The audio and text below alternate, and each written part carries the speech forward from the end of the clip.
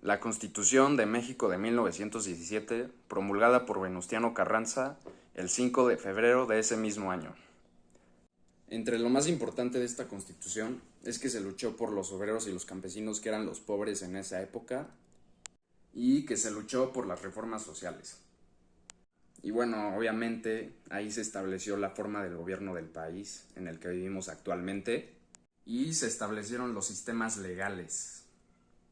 Y como bien sabemos, esta constitución ha sufrido varias modificaciones a lo largo de todos los gobiernos desde 1917 hasta acá. Y pues algunos han sido buenos, otros malos, pero en general han habido muchísimas reformas constitucionales. Y bueno, yo en este video voy a hablar principalmente de los cambios de la época de allá, de 1917, que son los cambios sociales, como ya les dije, y los anticatólicos, pues esta gente estaba en contra profundamente de los católicos, de la Iglesia Católica. Y bueno, voy a empezar por los cambios sociales. El primero, el artículo 3 de la Constitución mexicana, que es el de la educación. Todos tienen derecho a una educación laica, gratuita, obligatoria y universal, es lo que decía este artículo. Pero lo principal de este artículo es que se prohibió la educación religiosa y que cerraron todas las escuelas religiosas. Pero bueno, ahora vamos a hablar del artículo 27, muy importante, que habla sobre la tierra.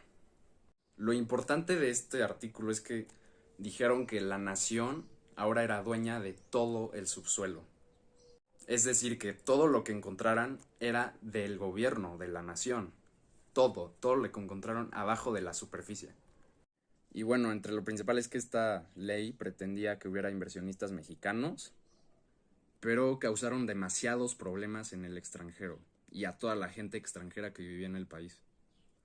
Algo importante también a mencionar es que se agregó la ley agraria, que le repartía a los ejidos y a los comuneros muchísimas tierras, y también que le quitaron a la iglesia todos sus bienes. Entonces podemos concluir que los 3 puntos principales son que cambiaron los subsuelos a propiedad del gobierno, que repartieron tierras a los ejidos y comunidades y que le quitaron la propiedad de los templos a la Iglesia Católica. Y bueno, ahora vamos a explicar el artículo 127, que es el del trabajo. La Constitución es la primera en mencionar al trabajo como un derecho, que es algo demasiado bueno, y sorprendentemente se basaron en la Rerum Novarum que había sacado el Papa en esos tiempos.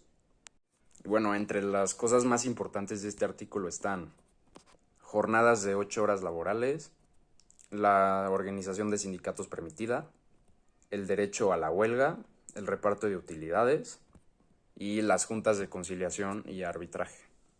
En general, este se podría considerar como el único artículo positivo de la Constitución en esos momentos. Y bueno, ahora vamos a hablar de los otros, de los artículos anticatólicos, como ya había dicho.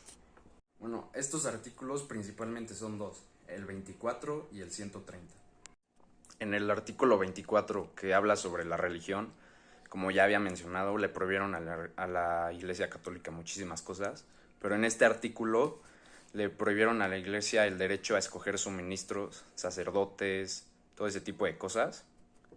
Y principalmente a todos los gobernantes, políticos, les prohibieron ir a eventos religiosos y prohibieron las misas de los domingos, o sea, muchísimas cosas. Prácticamente prohibieron la religión católica.